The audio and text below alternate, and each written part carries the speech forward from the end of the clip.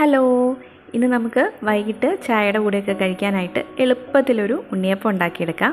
അപ്പം ഞാനിവിടെ മിക്സിയുടെ ജാറിലേക്ക് 1 കപ്പ് അളവിൽ അരിപ്പൊടി, ഇടിയപ്പമൊക്കെ ഉണ്ടാക്കുന്ന നൈസായിട്ടുള്ള അരിപ്പൊടി എടുത്തിട്ടുണ്ട്. അതേ ജാറിലേക്ക് തന്നെ 1 കപ്പ് അളവിൽ ഗോതമ്പ് പൊടി കൂടി എടുത്തിട്ടുണ്ട്. ഇനി നമുക്ക് വേണ്ടത് 1/2 കപ്പ് അളവിൽ തേങ്ങയാണ്, അതുകൂടി ചേർത്ത് കൊടുക്കുക. ഇനി ഞാൻ 2 പാളയംകോടൻ പഴം അതാണ് ചേർത്ത് കൊടുക്കുന്നത്. ഇപ്പോൾ ഇതില്ലെങ്കിൽ നമ്മുടെ റോബസ്റ്റ ഉണ്ടല്ലോ, അതാണെങ്കിലും ചേർത്ത് കൊടുത്താൽ മതിയാകും. ഞാനിപ്പോൾ ഇവിടെ 2 പഴമാണ് ഇതിലേക്ക് ചേർത്ത് കൊടുക്കുന്നത്. അപ്പോൾ ഇതുപോലെ ഒന്ന് മുറിച്ച് ഇട്ട് കൊടുക്കുക. ഇനി ഒരു 1/2 ടീസ്പൂണോളം ചെറിയ ജീരകവും ഇനി ഒരു 4 ഏലക്ക ഇതുപോലെ തൊലി കളഞ്ഞിട്ട് ഒന്ന് ചേർത്ത് കൊടുക്കുന്നുണ്ട്. ഒരു നുള്ള് ഉപ്പും കൂടി ചേർത്ത് കൊടുക്കാം. ഇനി നമുക്ക് മധുരത്തിന് വേണ്ടിയുള്ള ശർക്കര ചേർത്ത് കൊടുക്കാം. അപ്പം ഞാനിത് ശർക്കര പാനിയാണ് ഒഴിച്ചു കൊടുക്കുന്നത്. ചെറു ചൂടോടുകൂടി തന്നെ ഒഴിച്ചു കൊടുക്കുക. അപ്പോൾ ആദ്യം കുറച്ച് ഒഴിച്ചു കൊടുത്തതിന് ശേഷം നന്നായി അരച്ചെടുക്കുക. അതിനുശേഷം നമുക്ക് ഇതിലേക്ക് 1/4 ടീസ്പൂണുള്ള അളവിൽ സോഡാപ്പൊടി ചേർത്ത് കൊടുക്കുക. ബാക്കിയുള്ള ശർക്കരയും കൂടി ചേർത്ത് കൊടുക്കുക കേട്ടോ. അപ്പോൾ മധുരത്തിന് വേണ്ടിയിട്ട് എന്തോരാണോ വേണ്ടത് അതിനനുസരിച്ച് ചേർത്ത് കൊടുക്കുക. നന്നായിട്ട് അരച്ചെടുത്തതിന് ശേഷം ഒരു പാത്രത്തിലേക്ക് മാറ്റി കൊടുക്കുക കേട്ടോ.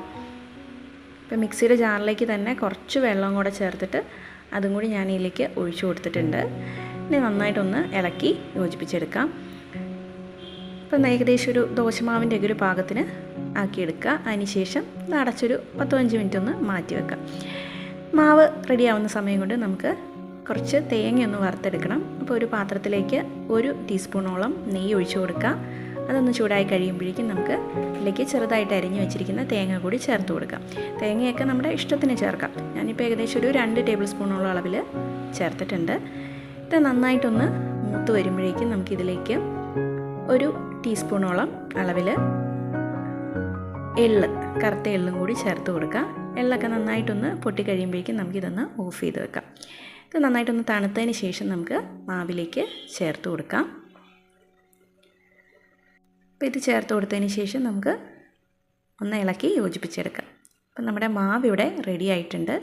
അപ്പോൾ ഈ ഒരു പാകത്തിന് വേണം നമുക്ക് മാവ് റെഡിയാക്കി എടുക്കാനേ. ഇനി നമുക്ക് ഉണ്ണിയപ്പച്ചട്ടിയിലേക്ക് മാവ് കോരി ഒഴിച്ചു കൊടുക്കാം കേട്ടോ. അപ്പോൾ എണ്ണ നന്നായിട്ട് ചൂടായി കഴിഞ്ഞതിന് ശേഷം മാവ് ഒഴിച്ചു കൊടുക്കണേ. അപ്പോഴേ നമ്മുടെ ഉണ്ണിയപ്പം നന്നായിട്ടൊന്ന് പൊങ്ങി വരുള്ളൂ. കണ്ടോ, മാവൊക്കെ ഒഴിച്ചു കൊടുത്തപ്പോൾ തന്നെ പൊങ്ങി തുടങ്ങിയിട്ടുണ്ട്.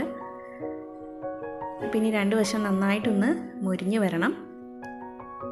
അപ്പോൾ ഇതുപോലെ ഒന്ന് തിരിച്ചൊക്കെ ഇട്ട് കൊടുക്കുക.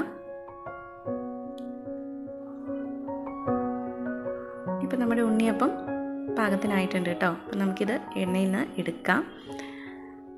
അപ്പോൾ കണ്ടോ, നമ്മൾ എളുപ്പത്തിൽ ഉണ്ടാക്കിയെടുത്ത ഉണ്ണിയപ്പമാണേ.